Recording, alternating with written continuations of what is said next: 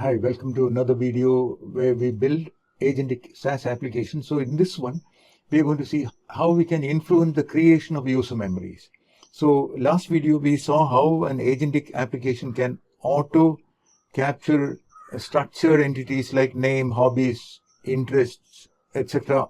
for each of the user in an automated way, completely automated way, where we don't mention anything about the structure. The agent decides the structure and captures information. So in this video, we are going to influence and specify the agent the types of data that you are interested in. It will only capture those information in the user memory. So that is the ideal. So let's see the code and how it works. Welcome to Techie Talks AI. I'm Sri from Shogini. On this channel, we bring you hands-on demonstrations and insights into the latest tools and trends to help you get started with ease. Don't forget to subscribe and be a part of our journey into the future of technology.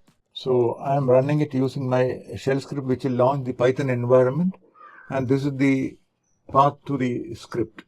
We will provide this URL to this GitHub cookbook repo in the description. So let's look at the output first before we go to the code. So here we have John Doe's memories. So we have one user memory and the topic is academic interests. Okay, and the content is user is interested in astronomy and history of the universe. Okay, so that is the first user memory. And here we have Jane Doe's memories. Topic, interests and physics. Jane Doe is interested in physics, particularly quantum mechanics. Okay, so we have two user memory for each of those two users. So now let's see how it captured these topics. So initial setup is similar to previous one, where we have the memory DB SQLite created. And then a memory object. In this case, we are using Gemini to manage the memory. Remember, this Agento memory system is an agentic system which uses a large language model.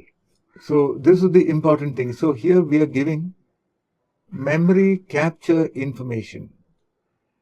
Memory should only include details about the user's academic interests, only include which subjects they are interested in, ignore names, hobbies, and personal interests. See this? So this is a possibility where we can define memory capture information to our agentic system. So that when we capture entities, we capture only what we are interested in. In the previous video, we saw how this user memory capture is able to auto capture different topics. And in this demo, we are ensuring that we are capturing only information that we are interested in. We are not interested in names, hobbies, personal interests. So when John Doe user ID created this memory using this text, it only picked up this astronomical topics. It ignored other items. You see this? So this way, we can tell the